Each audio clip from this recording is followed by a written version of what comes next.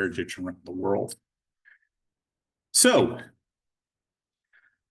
if you want to learn a little bit about local news, we have a website, Spokane AIA, where we will update with local happenings on what our lectures are. There's also a link in there to the national lectures. I've talked about this before, but I'll say again, every month the AIA has an online free lecture at the national organization level, totally free. You just have to sign up in time to get the link for the Zoom. And I have the schedule of events for the rest of the year on there. Generally speaking, it tends to be like the Wednesday night before this one. Not every month, depending on when the dates fall, but that tends to be where it was. I missed last night's, unfortunately, but that's really great. I also put up links. There's a RSS feed on like what is happening archaeology and cultural heritage around the world. So please do take a look. You also will, on our webpage, find links to our YouTube page. Many of our speakers allow us to record their lectures and we put them back up there. So if you can't get enough of tonight's speaker, which I'm sure you will not be able to, you can go and watch that speech later on, watch that lecture later on. And there's some great ones from over the years. We are still on Facebook, of course. Generally speaking, Facebook page is just saying who the next speaker is, but if that's your preferred means of finding out when the talks are, we are still there. Hopefully, most of you received in your email inboxes the newsletter. It was sent out a little bit ago. We'll probably have one more before the end of the year. Again, talking about what the society is doing. And thanks to our own Dr. Rachel Horowitz, who is our newsletter guru and does this for us so well. So as I mentioned, tonight's the penultimate talk. Next month is our last talk of this year. We had a May speaker that unfortunately had to postpone. Hopefully we will have them next year.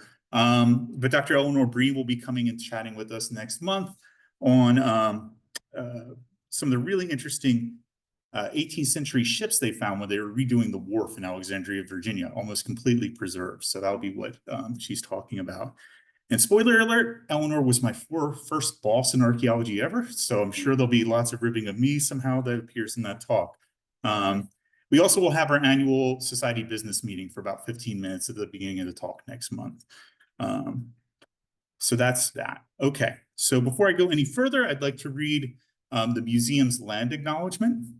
So we would like to honor the original people of the lands on which we stand by recognizing this as the traditional homeland territory of the Spokane tribe. Their presence here, since time immemorial, can be seen and felt within these museum walls and in the surrounding landscapes. With gratitude, we would like to extend a thank you to the Spokanes, past, present, and future, for sharing this space as a place for artistic and cultural expressions to be enjoyed by all. So the following, of course, is a live presentation, and viewer recording is strictly prohibited. We'll do the recording for you. The AIA respects the intellectual property of its presenters and asks that viewers do the same. Thank you very much. So let's see if I go back. Okay, it worked. Okay. So I'd like to introduce tonight's speaker, Dr. Samantha Fladd, who is an assistant professor and the director of the Museum of Anthropology at the Department of Anthropology at Washington State University. Our neighbor coming up to kind of tell us about some of her amazing research. Dr. Fladd is an assistant professor at Wazoo. She came from Colorado beforehand, and then over dinner tonight, Cincinnati and Arizona and a lot of places, and from UVA originally, Virginia originally.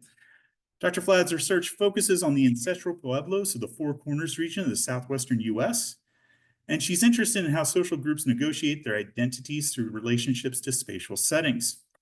Dr. Fladd's conducted field research in Chaco Canyon, Northeast Arizona, and Southwest Colorado, and is currently the co-director of a collaborative project looking at the intersectional identities of women in the history of the Northern Southwest region.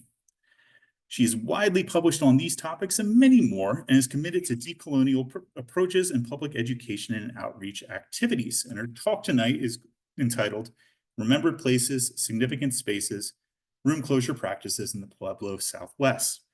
Please join me in welcoming Dr. Fladd.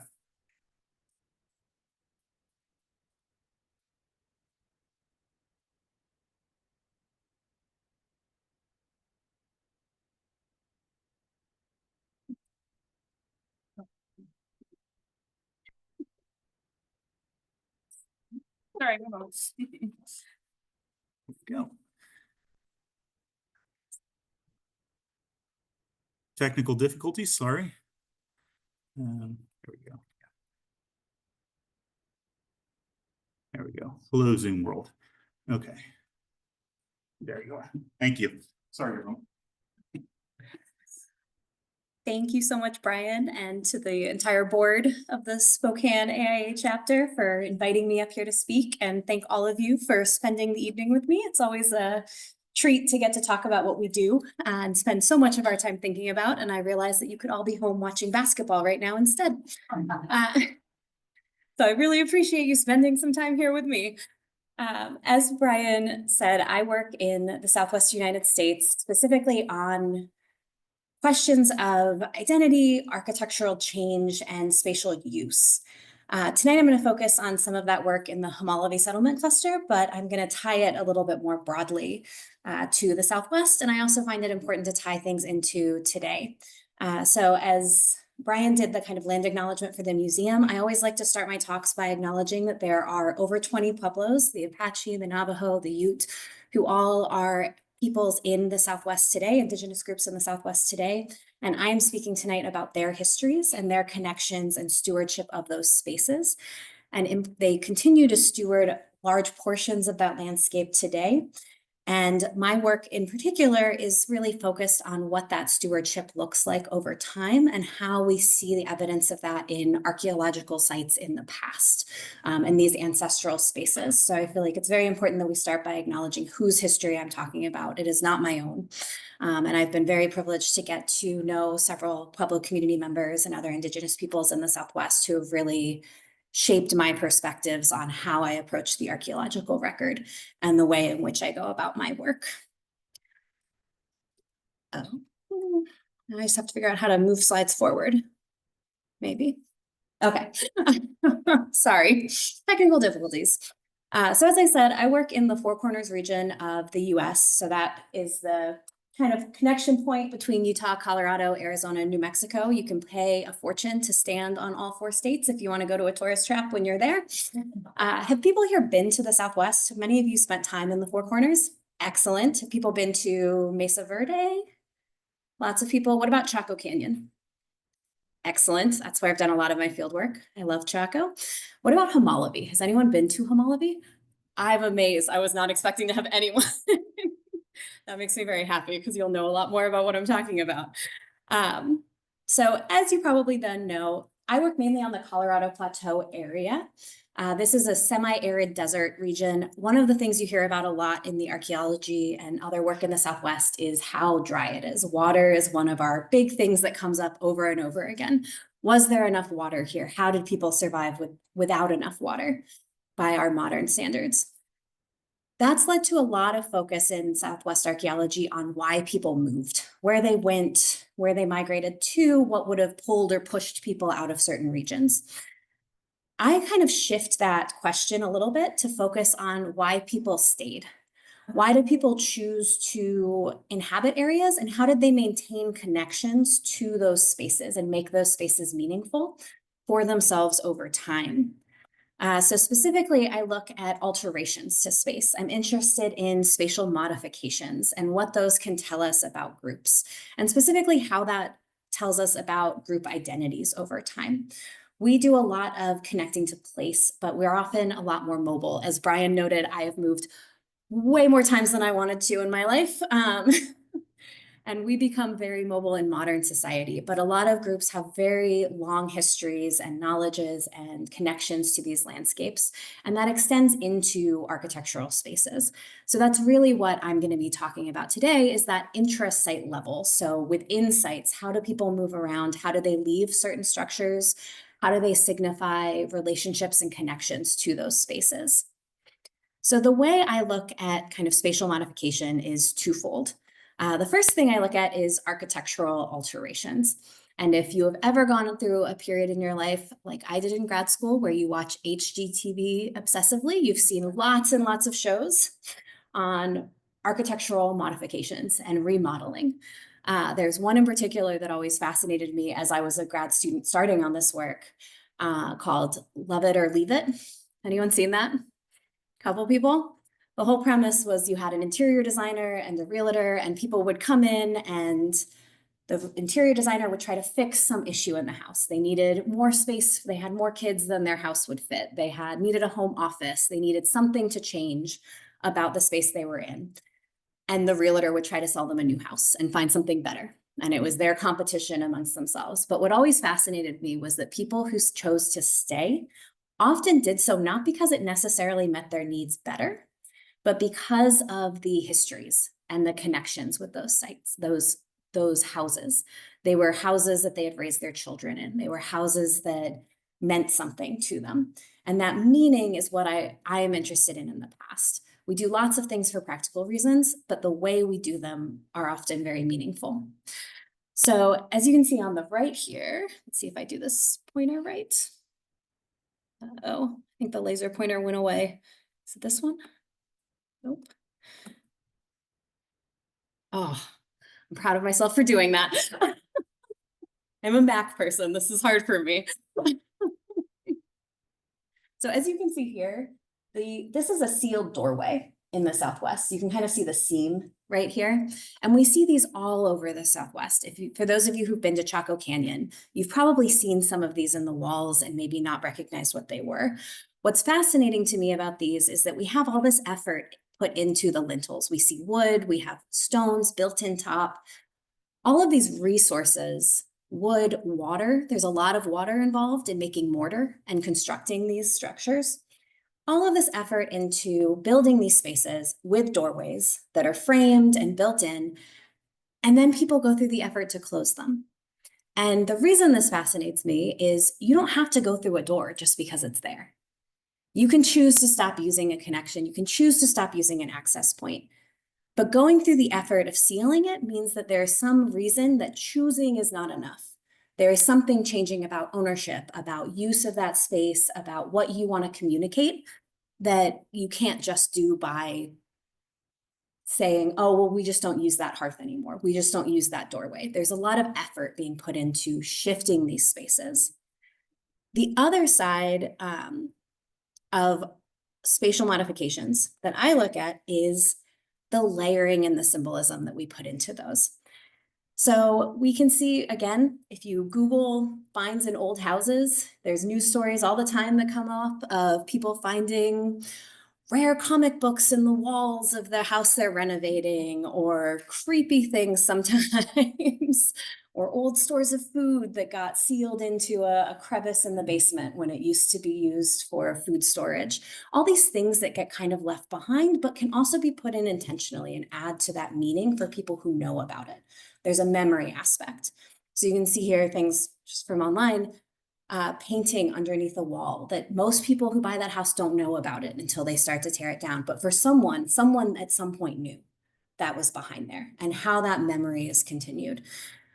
The other thing I like to point out is material deposition. So this is just a generic time capsule, but I think time capsules are a great example of this. We today make an effort at times to show the future who we are. We make an effort to put together a collection that represents this time and this place and this community and bury it in the ground with the specific intent that someone in the future will see this and that this has a meaning that continues through its deposition. Archaeologically in the Southwest, what we see is a lot of rooms when they are no longer lived in, but the site may still be occupied, become places to put what is often termed as trash. They throw trash in. There's obviously also other things that lead to filling a room. You get some natural wind and water-borne sediments that come in. You get architectural decay, walls that collapse, roofs that collapse through deterioration. It's not to say that every single thing that ends up in room fill is trash or placed there entirely. But we do have these large deposits, and in this case, you can see this pretty deep, almost a meter deposit of materials that are cultural items. They're sherds and lithics and animal bone and plant materials and all kinds of stuff that is accumulating in this space. So in traditional archaeology, when we look at trash or when we label something as trash, we stop thinking much about it. We stop worrying much about how it got there, because trash carries a lot of connotations in society today. The synonyms for trash are rubbish, garbage, waste. If you waste your time, it's a bad thing. If you trash a hotel room, it's negative. If you trash talk, it's negative. They're all seen as kind of worthless, bad connotations that people want to get rid of things and kind of toss it out. But what I think we forget about in society today, and then forget to apply to the past when we make these labels, is that we also have, there's a lot of meaning and social meaning that comes into trash even today, and things that we might not consider trash, but to an archaeologist might look that way in the past. So things like recycling, which become a big part of how people see themselves today. Composting, there's a green identity, it's political parties, it's who we see ourselves as aligning with, goes into how we then dispose of things and how we consider ourselves as a steward of the earth and a person in society. We see deposits of materials that could look like trash in the archaeological record that are really honoring either tragic or long-term events. We see placement of materials after tragic events. We see materials used to connotate care in a lot of spaces today. We also see just demarcation of identity and status. And I know this is a silly photo, but I can't not use it because Louis Vuitton trash cans just seem so ridiculous. But we do use our trash in suburban neighborhoods. There's a lot that goes into trash. You can get in trouble by homeowners associations if you leave your trash can out for too long, or if it's at the wrong part of your house. There's a lot of meaning that goes into trash and how we dispose of things today that often get overlooked because we're so focused on just kind of tossing things out and moving on. Because I come from Arizona, there was a very long-term project in Tucson at the University of Arizona, starting in the 1970s, called the Garbology Project. And emeritus professor named Dr. Bill Rathje led this work where they went around they excavated landfills and found stratigraphy of Christmas trees and Easter candy and Halloween objects in modern landfills. They also went to individual households and asked to go through their trash and asked people to fill out questionnaires. And there was a lot about identity that could be found in those. Different ethnicities come through with different choices in baby food and what people are feeding their children. You also found out that a lot of people lie about how much alcohol they consume. Other useful insights that show that trash really does demarcate a lot about who we are. There's also reasons that celebrities don't want paparazzi going through their trash, right? There's concerns over what you throw away and whether it can be linked back to you. So when we go back to thinking about the archaeological record and thinking about what then we call and how we think about these materials that are placed in rooms, I've found throughout my almost 20 years in archaeology now, that a lot of people stop thinking about where things came from. We do a lot of pulling apart materials. We have a lot of material specialists who focus and do amazing work on ceramics, on lithics, on animal bone, on plant materials. But then by doing that work, they often deconstruct the context to a degree that it becomes difficult to see the meaning created through its placement. And by labeling these deposits as trash, people don't think they have to go back because trash is practical. Trash is just where you have to toss out your lunch and throwing your coffee cup. But we also don't throw our coffee cups in our neighbor's yard. There's patterns to it. Why this is a room that someone occupied at some point, that someone used at some point. So we have to assume there are also different criteria and regulations over who can even put materials in these rooms. There's also an interesting factor about visibility because we also have trash middens that are found outside of sites and are large and visible. If you put something there, everyone in the community can see you. If you're putting things into an individual room that not everyone is even supposed to necessarily be in that part of the village or have any reason to be there, there's a different privacy, there's a different practice there. So I really push to look at spatial modifications as not just being about how we change our architectural setting, but also involving how we put materials into those spaces and the ways in which those placements continue relationships with these sites. These are not rooms that, even though they're not being lived in a traditional sense, they are still being interacted with. They are still being visited. They're being potentially honored or made offerings to, or becoming part of the life of that pueblo after the traditional use has ended. So before I jump into my Homol'ovi example, there are two terms I want to define up front about material deposition, because I know I will use them many times. I also want to say, if I use any Southwest terms that you all do not understand, please feel free to yell at me. Southwest is so jargony, and I'm trying really hard to catch them, but I'm worried I'm going to miss something because I say it so often. So when it comes to material deposition, there are two key ideas that have been used a lot, especially with Homol'ovi. They developed with the Homol'ovi project by one of my advisors, Chuck Adams. And those are closure and enriched deposits. And closure refers to kind of that suite of practices with material pieces, material manifestations that end the occupation of a structure or settlement with the added intent of either remembering or forgetting associated people, groups, or events. So if we go back to the last slide, that would be, what is this? Why is this placed in a room that's no longer used? Is this a practice of closure that's signifying that this is not a space to be reoccupied or reused? The other term that comes up a lot, because I do refer to material deposition and deposits, is this idea of an enriched deposit. And Chuck Adams and Vin Lamada define that as deposits that include a higher frequency of complete objects, non-local objects, or non-subsistence fauna. So these are the objects that archaeologists see and go, well, I guess it must be ritual, because I don't know what else it is.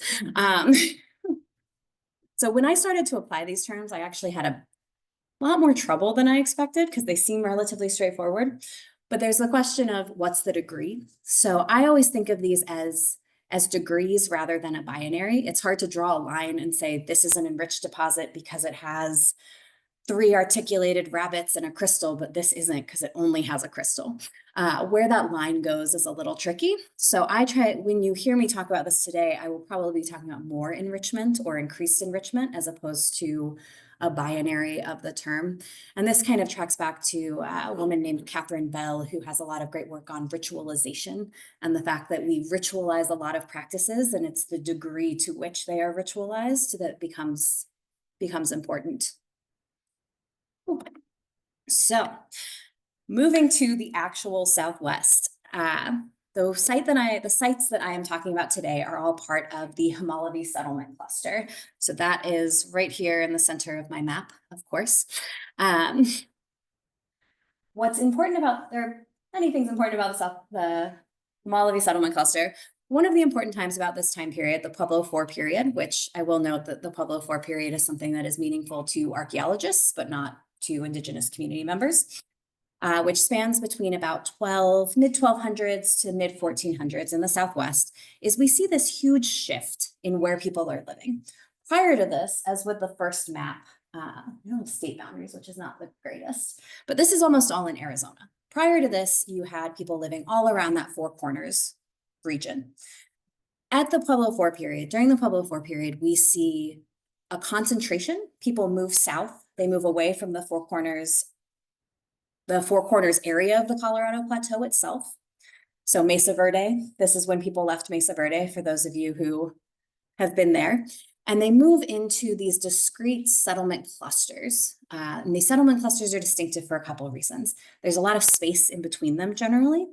They have much larger villages and they're smaller number of villages. So prior to this, people were living in kind of more dispersed settlements. And suddenly around this time period, prior to the Spanish, prior to any influence from colonialism or Europeans coming, you have this shift in occupation farther south and into these discrete settlement clusters. These are the ones in kind of northeastern Arizona. There's also many around the Rio Grande. Most of these settlement clusters are only occupied for 100, 200 years. Some of them have longer time spans, but the vast majority of them are left prior to the Spanish arriving in kind of the mid-1400s. And on this map, the two that are kind of persist through to today are Zuni and Hopi. And those are two of the pueblos that are still active today. They're some of the longest continuously occupied villages in the United States. And I'll be talking specifically about Hopi because Hopi is very tied. We generally consider Homol'ovi to be an ancestral Hopi village, although there are certainly people connected to Zuni and Acoma and some other villages. But the vast majority of the descendants of the Homol'ovi Settlement Cluster are likely people who live at Hopi today. So the Homol'ovi Settlement Cluster, and this arrow is pointing to Hopi, and I think my label is gone, but that's okay. So the Homol'ovi Settlement Cluster is made up of 7 villages. They range in size. The smallest are only 30 to 50 rooms. The largest are over 1,000 rooms. They were occupied from the late 1200s into just about 1400 CE. They were not occupied for very long in the grand scheme of things. The villages are all located along the Middle Little Colorado River, right near the town of Winslow, Arizona, which you may have heard of from an Eagles song. You can see a flatbed Ford there. It's a very good tourist trap. If you ever want to visit, highly recommend it. Homol'ovi itself is a Hopi word. It means something like to be mounded up or place of small hills. So it refers to the local landscape. It's a very place-based name. There is an argument that people moved to Homol'ovi likely due to the river and the fact that it's a good place for cotton. So the other thing happening during the Pueblo IV period is we start to see the emergence of these new religious organizations. In this case, particularly the Kachina religion, that is more inclusive. They involve events in very large plazas, and it's a religious practice that is tied to fertility, moisture, bringing water, which is again a key in the Southwest due to the arid nature of the environment.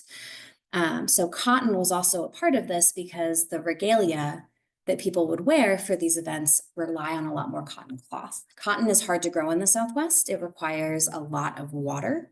And the Little Colorado River at this point where Homol'ovi is would have been an excellent an excellent space to grow cotton due to the flooding of the banks of the river.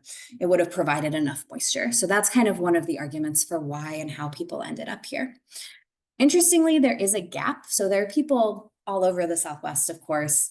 We see about a 40-year gap between earlier occupations of the area and the Homol'ovi Settlement Cluster emerging in the earliest villages. So it seems like there's kind of a hiatus, which means that we can speak about people coming into the area and coming together. And that's a key part of these larger villages as well, because you have people choosing to live together suddenly with all of the wonderful and frustrating things that come from choosing to live with 600 of your friends and relatives and probably some people you don't like. So for Homol'ovi, we believe a large portion of the people came from Hopi, from the north, and that's due to the ability to grow cotton. The arguments that archaeologists have made for this is that Jedido yellowware, which is this beautiful yellow pottery at the bottom, is made at the Hopi Mesa. It's very distinctive. It's coal-fired because there's a lot of coal in the seams of the Hopi Mesa, so it is fired to a higher temperature than most of the Southwest. So one of the ways we identify it in the Southwest, the color is pretty distinctive, but sometimes it gets faded by the sun. One of the ways you can identify it is that it's finer. You can hear it makes a different sound than other pottery in the Southwest. And what we find is this Winslow orangeware, which is identical in style, form, the way it is made to Jedido yellowware, but it's not fired with coal, and it is made with local materials. So that is the argument for why a lot of people who founded the Homol'ovi cluster would have been from the north. More recently, a friend of mine from grad school, Claire Barker, did research on corrugated ceramics. So these are the utility wares that people often dismiss as cooking pots and not as significant as kind of the decorated fancy ceramics that Southwesternists love with all of their hearts. So she looked at styles of corrugation specifically and communities of practice, how they would have been made, and identified 2 different styles based on all of these measurements. And what she identified is, yes, some of it does match the north and Hopi Mesas, but also a decent portion of it seems to be coming from just south of where Homol'ovi would be in the Chevron drainage, or to the east with Puerco.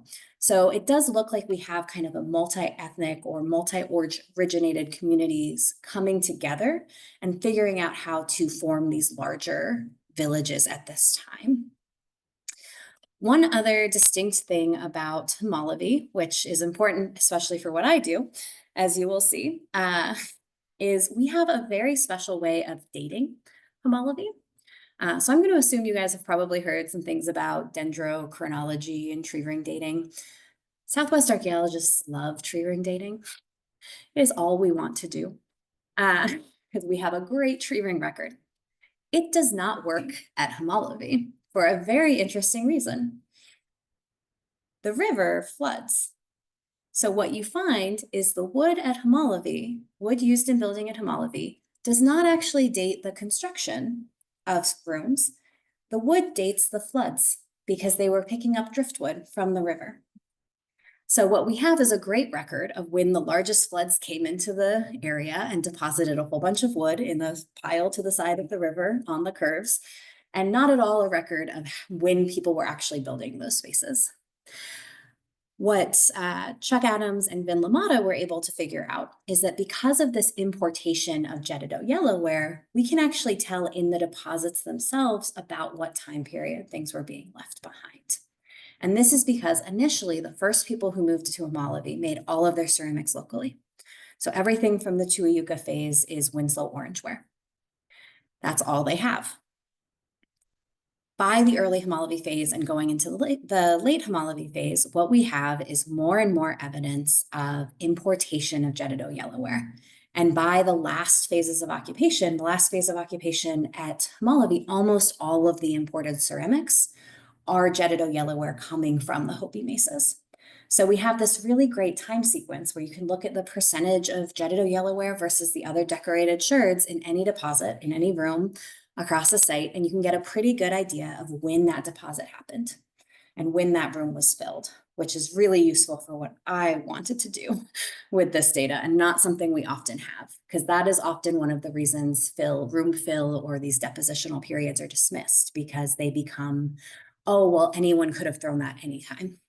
We can't date it, it doesn't mean anything. So this gives us some really great temporal control for when people were actually filling these spaces and gives us an ability to think about that change over time. So I was going to talk to you about the 3 largest sites, but my slides got messed up. So I'm going to talk about one and then explain the other 2 really briefly, because these are the 3 main sites that I looked at. So Homol'ovi 1 is the 2nd largest village in the Homol'ovi Settlement Cluster. It gets founded at about 1290, so fairly early in the sequence, and occupied for over a century. Of the 1,100 rooms, they were not all occupied at the same time. And that's one of the key points to what I do as well. One of the reasons room fill is so interesting is because in these pueblos, you don't have people using rooms the way we do today. It's not one big apartment complex and they all get used and then it all gets demolished at the same time. What we see is people building slowly and accretionally and rooms getting added over time. And then some of those rooms being decommissioned much earlier in the sequence. So there are still people living at the site, but not in those spaces. So for Homol'ovi, for instance, this northern area is where the earliest construction was. Not all of these rooms, but many of them. And it's masonry, traditional Southwest. As they move south, it grows rather slowly over time. And then about 1350, 1360, we see the Southern Plaza added. And this is again likely tied to that Kachina religion becoming more important over time and needing this Southern Plaza to be added. The Southern Plaza is also made of adobe brick architecture, so distinct from the masonry, the stone building in the earlier portion. The other thing we see during this time is these kind of smaller plazas, the east, west, southeast plaza, weren't initially there. They were rooms, and we have rooms that are basically raised, filled in deliberately to create spaces for plazas. And one of the things we've seen, and I'm not going to talk about it explicitly today, but one of the things I found in my work is that those spaces were carefully prepared to become plaza spaces because plazas are important, because plazas become ritual areas and community areas. So we're not just raising a room and filling it in with anything we find. We're using very deliberate, intentional materials to fill and prepare that space for taking on this new social role within the community. The other two villages that I don't have slides for anymore, I apologize, that I'm going to talk about a little bit today are Chevelon Pueblo and Homol'ovi 2. Chevelon Pueblo is similar. It looks a little different, but it has a similar kind of northern room block, and then the plaza is built off to the side a little differently, but same kind of pattern of earlier room block, and then the addition of a large south plaza around 1350, 1360. Homol'ovi 2 is interesting and distinct because it is the largest village. It's 1,200 rooms, and it is aligned around 3 plazas. It's basically a large rectangle with 3 large plazas built into it. And it was started in 1350, 1360. So it was very late. It was only occupied then for about a generation or so. People had left by 1400, and they built 1,200 rooms around this site. So it has a slightly different history in some of the comparisons I make later on. It's just good to have a sense of the difference between the 3 sites. These are by far the 3 largest sites. They have done work at 5 of the 7 villages. 2 of them have been harder. 1 is privately owned, and we haven't been able to get access to it. There have been various reasons that some of the other 2 haven't been excavated as much. But my former advisor, Chuck Adams, and he's right here, and Rich Lang, is right here, ran a research program, Homol'ovi research program, for over 30 years. It started before I was born in the 1980s, and I was part of the last year of it in 2016, I think. Time doesn't mean as much to me after the pandemic, sometime around there. So they've been working at the site for a very long time, in these sites for a very long time. One of the things that makes this project so doable here is that they approached it from a behavioral archaeology lens. And I'm not going to go into a lot of details about behavioral archaeology because I went to the University of Arizona, which means I could probably talk about it for the next year if I needed to. But it is a theoretical orientation that was led by Michael Schiffer at U of A that really focuses on behaviors and connecting the archaeological record and what we find to the systemic record or the behaviors that caused them. Which meant that one of the things that Dr. Adams and Rich Lang did with their work was really focus on the origin of these deposits. They focused on identifying cultural or natural causes during the excavation and following a very natural stratigraphic pattern. Some projects do arbitrary levels where you excavate often 10 centimeters at a time. So it doesn't matter if there's an ash pocket or if there's multiple layers of sand that have come in from the wind, they're all excavated together. Homol'ovi was excavated differently, and that's why you can see some of the profiles that I have where the deposits are really angled. They excavated as best they could in that framework, and to follow that shape. So one of the things that I did when I started working with these was go back to the many thousands of pages of paper excavation records dating back to the 1980s and start entering these into a database and creating a digital database to go back to look at the deposits in order to look at room life histories. And that's, other people refer to them as biographies. Again, this is a very behavioral archaeology term. I'm from Arizona. It is our bread and butter. But room life histories are really going back to spaces and understanding what happened, how they were founded, how they were constructed, how they were filled, and going back to reconstruct those fill patterns. So this you can see is one of the ones I made where you can start to see how things were formed. So you have a floor, and then ashy trash is how it was labeled, and then another floor, and then all of the deposits going up the room and filling that space and what we think caused them. So the data I'm going to present today all comes from this work of going back to archival records. And I feel very strongly as a Southwest archaeologist that we need to use more, and as a museum anthropologist, that we need to use more of what we have. There are so many collections and so many archival records in museums and archives across the country that never get looked at again. And they have so much information. And we know that most of the communities we work with in the Southwest, most of our Indigenous partners don't want us to excavate more. They don't want these areas to necessarily be disturbed unless they need to. And we have a whole wealth of information. So that's the other impetus for this project.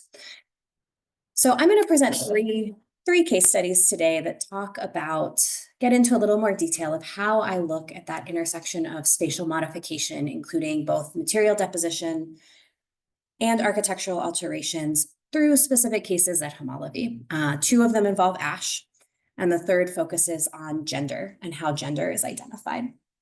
Ash is a really interesting material. It's one of those that does seem to have somewhat worldwide significance as kind of purification, renewal. I suspect it has to do with the fact that it's a symbol for, or kind of a proxy for, burning and fire, which also tends to have renewal connotations in a lot of cultures. If any of you are Catholic and have gone through Ash Wednesday, you get ashes on your forehead. If there's kind of new fire or cleaning of hearth ceremonies in a lot of cultures around the world, and especially in the Americas. So we see this kind of renewal, purification, protective quality of ash. Ash can do a lot for societies. It's also fairly easy to come by because you're going to be burning a lot. So you can find it, you can get to it fairly easily. So it has very useful connotations. So the first example I wanted to talk about is something we call ash cones in Homol'ovi. And these are deposits that are formed through the placement of alternating layers of ash and either sand or clay, so very tan, light-colored materials, through either a hatchway, so an opening in the ceiling, or maybe sometimes through a doorway. And they create these really distinctive patterns in the deposition and in excavation. So you can see here through this profile, this is one of the kivas that had ash added from the side. And what you see is kind of layers of this dark ash and then kind of clay materials coming down and sloping over the edge of that bench because it was deposited through a doorway in that case. This is a good example of what it would look like from above. So you'd have these layers where it's a cone, so it's coming up and you can see the lower layers on the edges. And they seem very controlled. It's very clear, intentional practice. But again, these are happening in rooms. You're not going to see that patterning widely. It's not for show. It's not painting your house and having it be nice and refreshed. This is ultimately a fairly private act. It's not going to be visible to people unless they have access to this space, unless they are part of the process. But it's tightly enough controlled that there's clearly repetition. One of the other things that I will go into in more detail later on is the way this intersects with room use and the types of rooms. So kivas are the most formalized ceremonial spaces that we see in the Southwest. They are often used by men, which will become important later as well. And they are where we kind of see social gatherings, ritual practice, a lot of socio-political organization is tied to kiva spaces. So what's interesting is when we look at the occurrence of these ash cones, we find that there are 13, so 9% of the excavated structures in these 3 villages contained an ash cone. The vast majority of these are found in either kivas or ritual spaces, which take on a very similar connotation to kivas, but are slightly less, let's say, slightly less formalized, slightly different groups of people would have potentially used them. But they're both considered male spaces. They're both considered incredibly ceremonially significant. If you go to a Pueblo today, if you visit Taos or Hopi, do not go anywhere near the kivas. That is how you get kicked out. They are not for everyone. They are for initiated members, and they are for people who belong in those spaces, not everywhere. So what we see is ash cones are used to close those spaces far more than anything else. And in fact, we only have one habitation room, one kind of living room that has an ash cone in it, and one mealing space. And these are also ceremonial spaces, but ones that are traditionally associated with women and women's practice. The mealing room is a little harder to talk about in this case because we didn't excavate a ton of them. The 33% refers to the total number excavated. So one of the 3 excavated mealing rooms contained an ash cone, whereas you can see it from some of the other counts. There's a lot more rooms that are identified with kivas or as ritual spaces. So the other thing that's distinctive about these ash cones is the materials that are placed in them, the enrichment and degree of enrichment. You find crystals, you find articulated animal parts or bodies, you find whole vessels or whole monos, pieces of groundstone. You find turquoise, you find these significant and relatively rare materials in the archaeological record deliberately placed in these layers as the cone is formed. So one of the things I wanted to understand, knowing that groups were coming from different areas, is how these relate to each other and what kind of shared knowledge, given the fact that this would be a restricted practice, occurred across the villages. So I use something called a Jacquard similarity matrix. The reason I went with this is the Jacquard similarity matrix measures similarity, but it excludes absent matches. So what that means is if there's an ash cone that has a crystal in it, and there's an ash cone that has an articulated rabbit in it, but they both don't have ceramics, whole vessels, or monos, or turquoise, or these other materials, they will not be seen as, oh, they're really similar because they all don't have a lot of the same things. It only counts things that are similar, that are present. So when I did this, two really interesting things popped out. One was the fact that there is a very clear shared knowledge across a lot of these sites, and that these spaces, it bridges communities. So we see similarities between Homol'ovi 1 kivas specifically and Chevelon Pueblo kivas. And specifically in kiva spaces, there seems to be a way to do an ash cone appropriately. The other thing that popped out immediately was this room right here, 202, that was the one sole habitation room that had been recorded as an ash or trash cone by the excavators. It didn't include any of this stuff.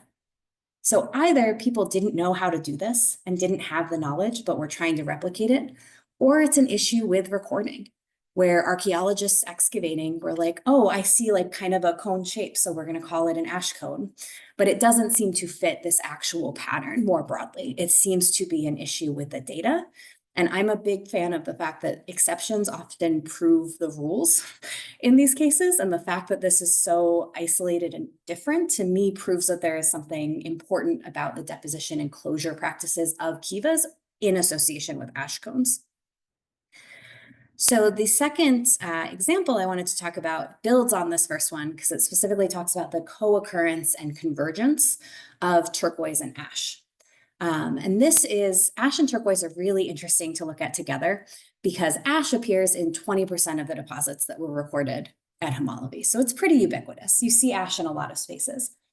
Turquoise occurs in 2%. It's a very rare material. We don't find a ton of turquoise in the Southwest. It's from very specific mines. It's an incredibly symbolically important material as well. We tend to find turquoise in association with offerings. It still has a lot of connotations for moisture, the blue-green color. Again, Southwest, water. We're very into water in the Southwest, so it tends to be seen as tied to moisture and fertility and offerings and important relationships. And what we find is this co-occurrence, sometimes in very discrete deposits. So for instance, this is a hearth that was found in one of the ritual spaces, one of the ritual rooms at Homol'ovi 1. And it was sealed, basically 150 pieces of turquoise tessera, so little pieces of turquoise that could have been put onto a shell or used for other jewelry, were placed into this ash, and then the hearth was sealed with a really thick orange clay deposit. So it was very clearly intentionally placed and then closed. Ash continues to be placed in this room, and the room is actually burned, which I'm not going to talk about today, but is another kind of association with ash, where we see certain rooms deliberately burned at Homol'ovi, which seems to be another extension of practice. But this is one of the best examples I have found of that continuation of closure. It's not over in one instance. We see through multiple time periods, through multiple phases of occupation, people coming back and remembering some of those practices and continuing some of the practices that we had already seen. When we look across Homol'ovi more broadly, what we find is that 64%, so almost 2/3 of the turquoise we find anywhere at the site, is found in those 20% of deposits that contain ash. So that's higher than you would get by chance. We're seeing a clear association. And one of the things that we were lucky enough to have for this article was Mr. Stuart Koyamtawa, who is the Tribal Cultural Historic Preservation Officer for the Hopi tribe, the Pueblo of Hopi, be a co-author with us and talk to us about what he was seeing and what he thought about this data. And one of the things that he really emphasized was that ash and turquoise would be placed together because they're very protective. And this is a way to purify and protect spaces and demarcate certain transitions. The other thing that, going back to the discussion of kivas earlier, the other thing that's really important to understand about the Southwest is we know that knowledge is not meant to be shared in the same way we often think about it in modern society. We often have this idea of more knowledge is always better. In a lot of Indigenous communities in the Southwest, what we see is a restriction of knowledge that ties into its responsibility. A focus on the fact that knowledge can do damage potentially to people who are not prepared or people who are not ready for that knowledge. It might do damage to certain knowledge, or certain access could do damage to fertility for women who are still in childbearing years. They could be potentially dangerous. So one of the things that we suspect is going on here is that we see this purification, renewal, but protection both for the past and the present. So it's both offerings to the spaces, offerings to the ancestors who are still associated with those spaces, and also protective qualities for people visiting the site. There are still kids running around these villages. There are still people here. And if there is something with the space that is associated with knowledge that is held by a certain segment of society, someone stumbling upon that could potentially be harmed. And what we suspect is happening with closure is that process of going back and protecting future visitors, as well as offering offerings to the past and to ancestors. So it's kind of got that dual purpose that turquoise and ash helps to explain really well. So the last example I'm going to talk through is gender in space. So we've looked at some of these storage rooms. This is an image from Chuck Adams' article in the 1980s based on work he had done at Hopi, talking about rooms and architectural modifications, that shows just some of the relationships that are expected between houses and the types of room types that we find. So kind of storage, ritual storage, granaries or mealing spaces and habitation spaces. Archaeologically, we do a lot of trying to identify room types. I'm always cautious with this. There are a lot of problems with room types. So the thing I like to emphasize is that room type helps identify potentials, not limitations. When we label something a habitation room, we're saying that it has a hearth. We're saying that it has the ability for heat and cooking and other things to happen in that space. We're not saying it wasn't also used for storage. We're also not saying there weren't ceremonial or ritual activities that occurred in that space. What we're saying is what was built in as an additional thing that people could do in those spaces. And the same stands for ritual rooms and kivas. It's not to say you absolutely couldn't cook in them. It's not to say you couldn't store things in them. It's to say that there are different understandings of what could be done.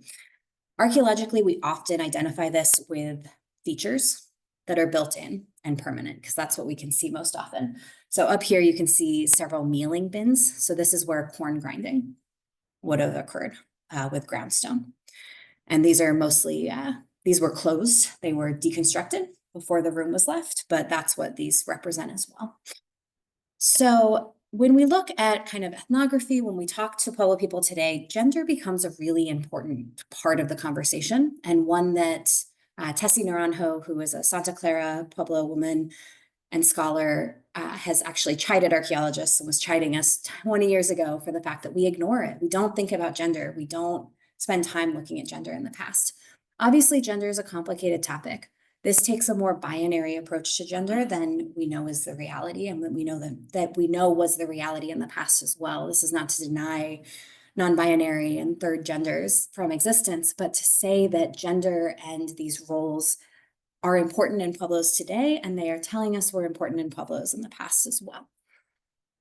And we can see that in space. So Peter Whiteley is a wonderful ethnographer who worked at Hopi, particularly for a long time, worked in the Southwest for a long time.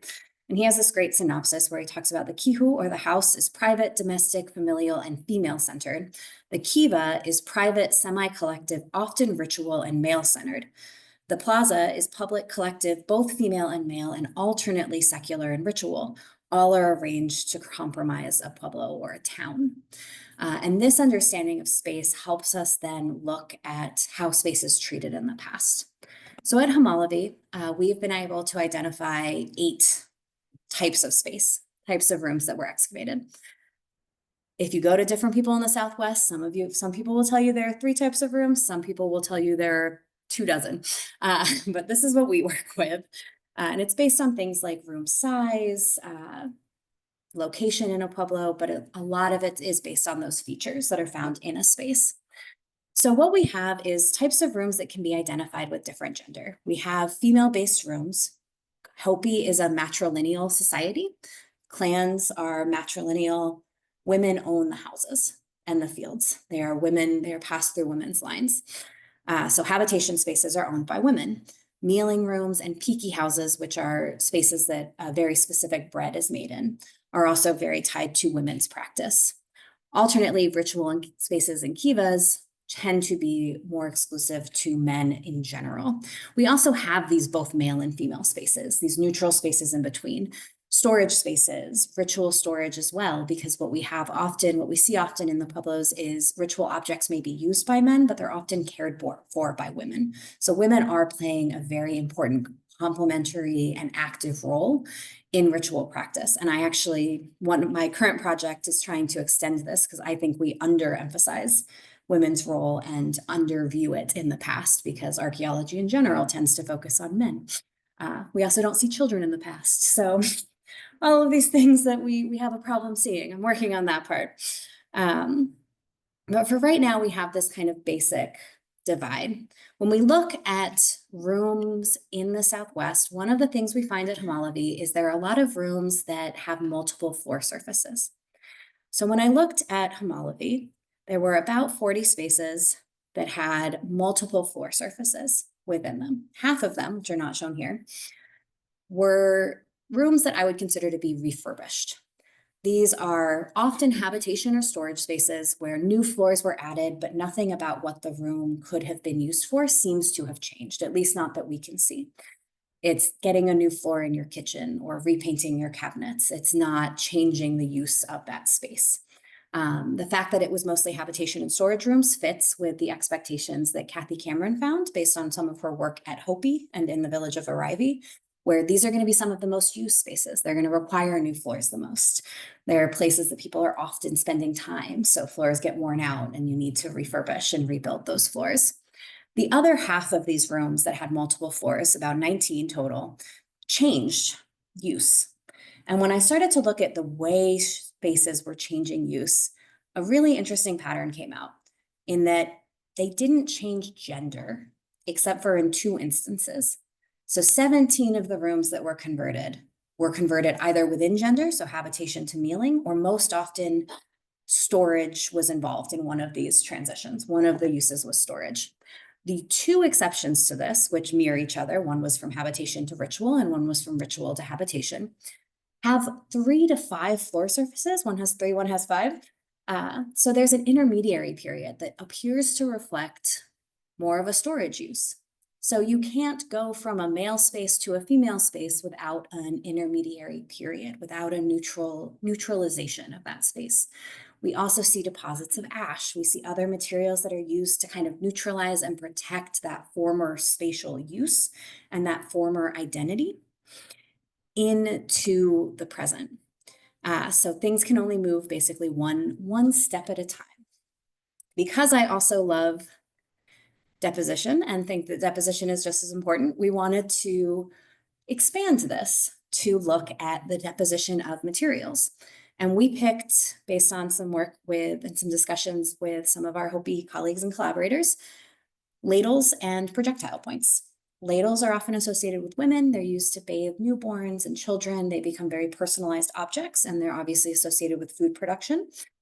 Projectile points are generally seen as being associated with men and hunting and warfare and practices that are traditionally associated with males. When we look at their deposition across the site, it is not perfect. There are some projectile points in mealing rooms. There are some ladles and kivas, but what we find is a different concentration. And when you look over here at their little tiny graph, hopefully you can read it, room 729 is a ritual space, and it contains a lot of projectile points and like 1 or 2 ladles. Room 733 is a kneeling room, and it has the reverse. We see lots of ladles deposited throughout the site, throughout the room, throughout the space, and almost no projectile points. So what we were seeing then across this, and we standardized it based on the fill in the room. So we did standardize this to say, oh, kivas are just 10 times bigger, so they of course contain more stuff. It's not a perfect pattern, but what we do find is that there is this general convergence where male objects are found much more frequently and in much higher concentrations in male spaces, whereas female objects are found in much greater concentrations in spaces associated with women and that women would have been using. So again, we're seeing not just that initial closure, not just that initial knowledge of, oh, this is a kiva, so we're going to put things here. We're seeing deliberate actions, deliberate practices that continue over time and over the occupation of the village and even potentially beyond. We know that when Pueblo people visit ancestral sites today, they will often leave offerings of turquoise or other offerings to the ancestors while they're there. So we see this recognition of identities, this recognition of space throughout time. So to end, I want to emphasize that I view closure and a lot of these practices as ultimately being care work. And care is something that I don't think we talk about in archaeology enough. I don't think we talk about people enough in archaeology either, but especially care. We talk about it in terms of broken bones. We might mention it occasionally if you think about children existing in the past, even though most of the past is apparently a childless zone of adults based on the way archaeologists talk about them. But what we don't talk about is care, and care for not just each other, but spaces and objects and the things that we care about.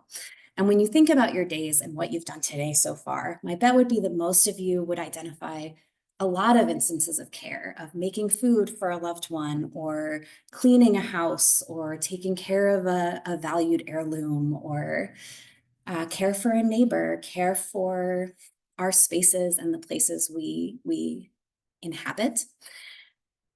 And I think that is the best way to view what we're seeing in the archaeological record.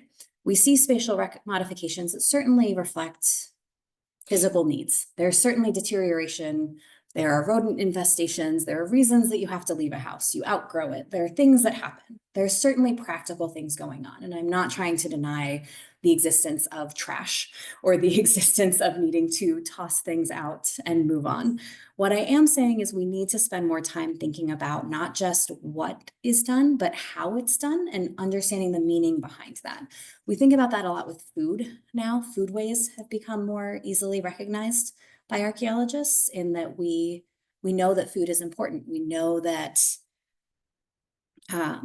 the way we eat matters. We all have to eat, but what we eat, what we consider food, how we eat, who we share it with, all of these things are really socially constructed and meaningful to us. Deposition and space deserves the same attention in that way, because what we do see when we start looking for it is really intentional care of objects and spaces that extend to caring for both ancestors and descendants in the Southwest. And I suspect we would see this in a lot more parts of the archaeological record if we started looking for it. And we start to see the way identities then accumulate. Oftentimes we look at identities as static, but really we are constantly working on and reconfiguring who we are and how we relate to people. And what we see, I would argue, in room deposition, in room spatial modifications and architectural alterations is this accumulation in place of both practices and materials that help people define who they are and who they are to one another. So I end with a brief quote from Likwon Wisiwama and T.J. Ferguson. And Likwon Wisiwama was the former Hopi Tribal Cultural Preservation Officer before Stuart Quarriamtoa. And what we find here is that Hopi ancestors talk a lot about footprints. The Hopi will talk about how when they emerged into this world, they were told to find their center place and along the way leave footprints. as physical evidence that they had vested the land with their spiritual stewardship and fulfilled their pact with Masa, who was this leader who told them to do so. We spend a lot of time in archaeology in the Southwest, rethinking our terminology, rethinking the way we work with communities, because we have a long and fraught history, as archaeology does around the world, with Indigenous peoples. What I think we can start to see, for instance, we don't use the term abandonment anymore in the Southwest because we've recognized that sites are not abandoned. People move, they maintain those connections. They're still ancestral homes. They're still recognized as homes of their people, and they still care and steward these spaces. What we don't do a good job of normally is deconstructing what that looks like and investigating how we would view these spaces and these practices in rooms themselves as meaningful, and how we can really embody and bring into our research itself this placement of footprints and this idea of care and considered change over time. So thank you all very much. I really appreciate you all sitting and letting me talk about Homol'ovi for an hour.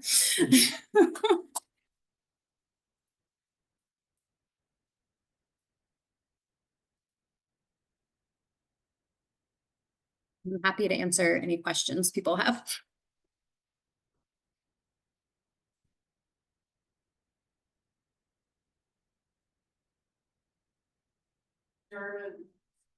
What a room is being used for. So it's a couple different things, and we do have a lot of rooms we can't. There's several indeterminate. There were 1 or 2 slides in here with the data I shared that had indeterminate spaces, because there are some we just don't know.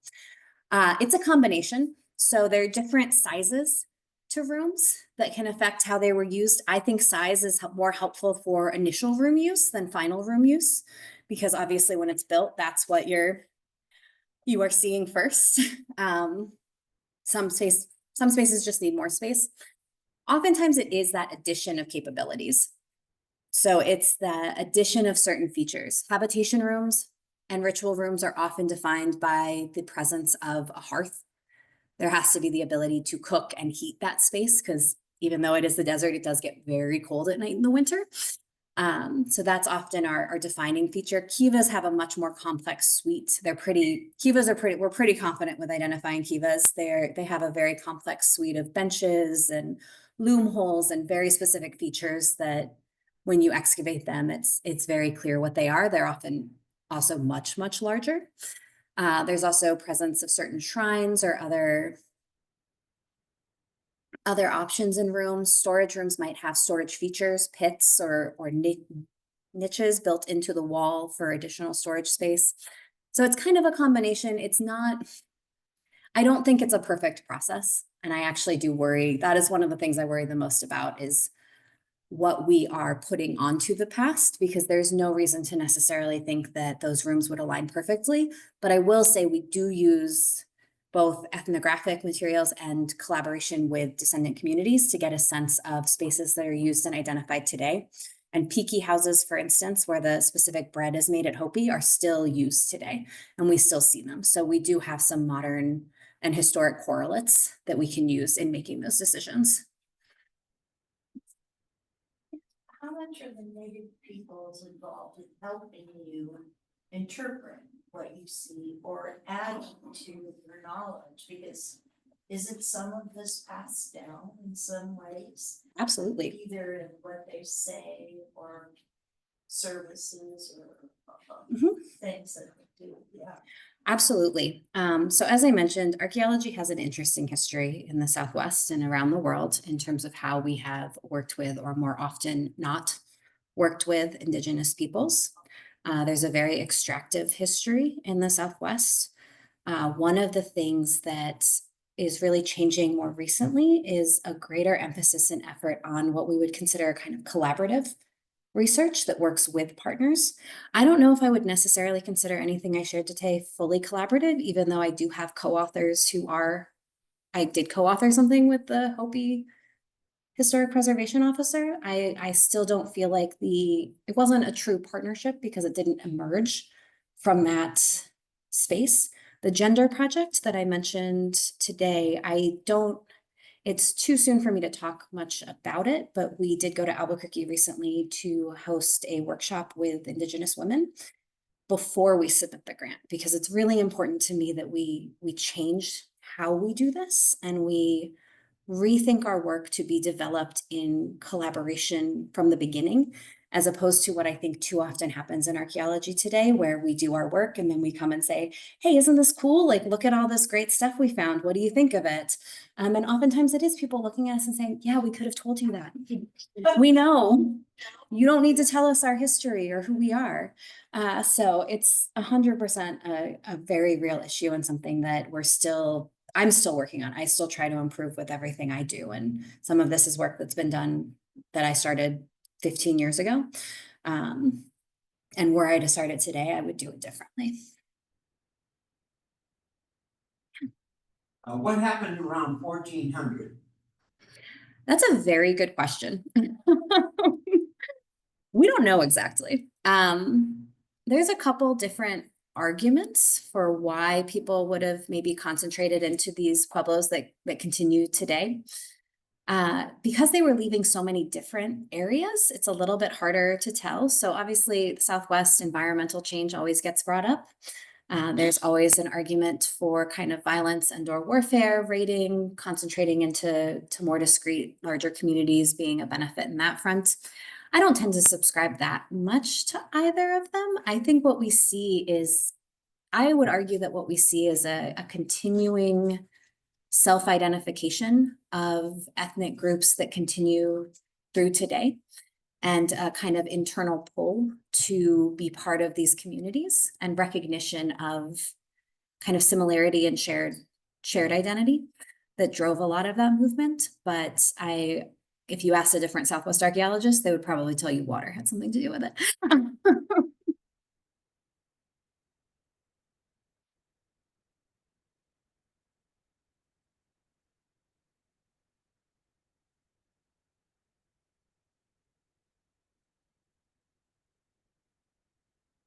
Nothing in the chat. I have a question. I'll steal the question for a minute. You talk about working with legacy data sets, and one of the big things you went back and looked at stuff, I believe you said in the 1980s to start. So how was it reconciling excavation techniques, recording techniques from 30 years ago that I assume have changed tremendously over time to build up this kind of research? So the other place I work is in Chaco Canyon.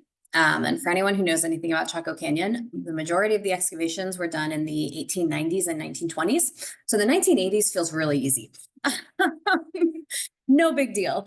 It honestly was less difficult than I would have thought. There is more detail later on, but because it was the same directors, because Chuck Adams and Rich Lang ran the project the entirety of the 30 years, there was a lot of consistency. So they did build out some detail. The forms changed slightly. So there are earlier forms that when I was entering in, I might have everything in 1 or 2 boxes because that's what they had. And then later on, they pulled it out to say, talk more about ash, talk more about some of these patterns we're recognizing. So there was certainly some developments over time. There's also always, they had grad students working with them. There are grad students that I will never name publicly who I adore and think were incredible recorders. And there are people that I would love to go annoy about the fact that they did not write notes down very well. So there's certainly some of that. But honestly, compared to the work I do at Chaco, feels fairly straightforward. I'm a big proponent. I do work a lot with Chaco data as well. I started in archaeology working for the Chaco Research Archive, which compiled and is a great digital resource for anyone who has an interest in Chaco now.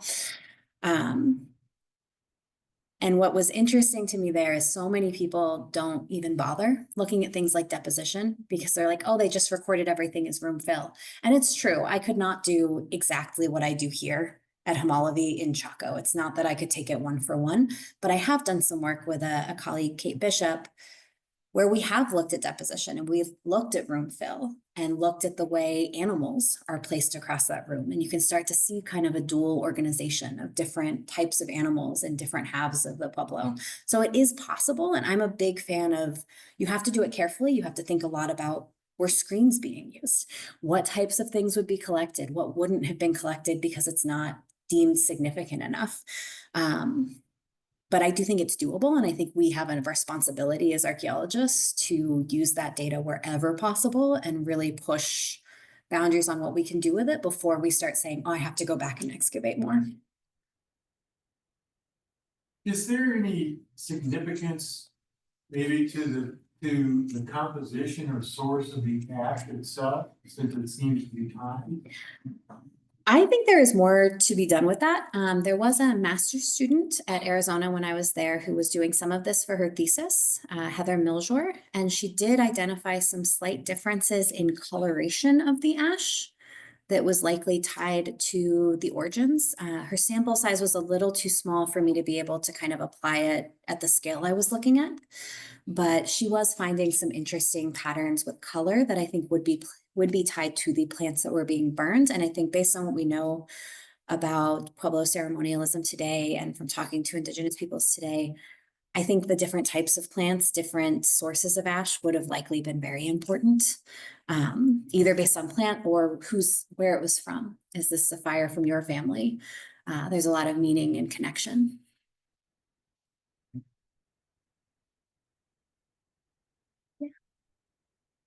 More general question. Any of these sites ever get reoccupied in hundreds of years like something? So Chaco is actually a great example of that. Chaco was occupied from about 800 until 1200, or maximally 1150 probably is what most people would say, by ancestral Pueblo people. We see the Navajo coming in 14, 15, 1600 and building, sometimes you can tell, like fireplaces into Pueblo rooms that are still standing. So we do see reuse of these spaces. The other people who reuse these spaces are the archaeologists themselves. The early work in the 1890s in Chaco Canyon, they used one of the rooms that was still kind of underground as a dark room for photography. They used stone to rebuild what they needed while they were out living in Chaco Canyon. So we do reuse. Can you tell me what they ate, what were they able to grow that they were living on? And it looks like they had arrowheads, they probably were harvesting animals too, so can you comment about that?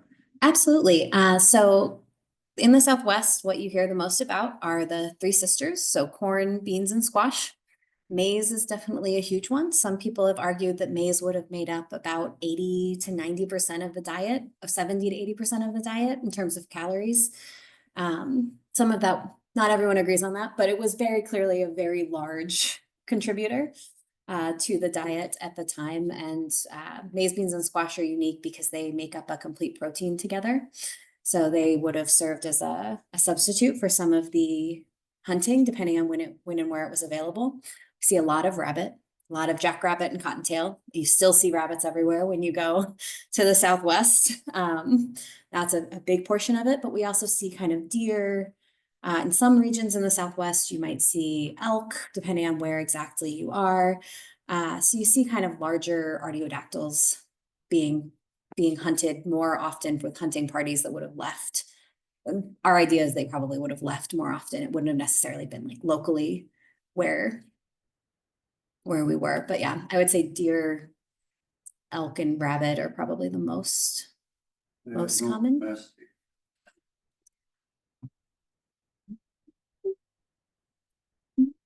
They have turkey. So turkey is another big one. Thank you for saying that, because birds, my friend studies birds and would have been very disappointed with me had I forgotten turkey. Turkey were raised. They're more domestic. They're dogs, obviously in the Southwest, not necessarily as a food resource, but there are domesticated dogs in the Southwest. The other interesting animal we do see, and I don't know if I wouldn't necessarily call them domesticated, but we do see macaws brought up to Chaco Canyon live and raised in Chaco.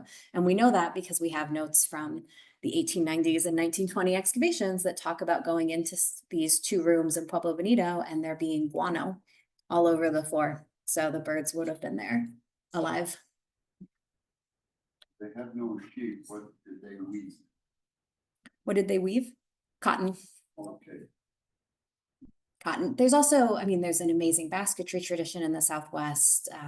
There's a lot of, these are the domesticated ones. There's a lot of grasses, chinoams, a lot of natural plants that would have been gathered, but not necessarily cultivated to the same degree, or would have been encouraged, let's say, but not grown explicitly. So there's a huge range of food options in the Southwest. Of course. That was a great last question. I was wondering what they're eating as well. Sorry, I should mention that. So, we're gonna do our monthly book draw. So, we'll ask Dr. Fladd to do that. So we have two books tonight. We have, in honor of tonight's speaker, we have Ancient Ruins of the Southwest.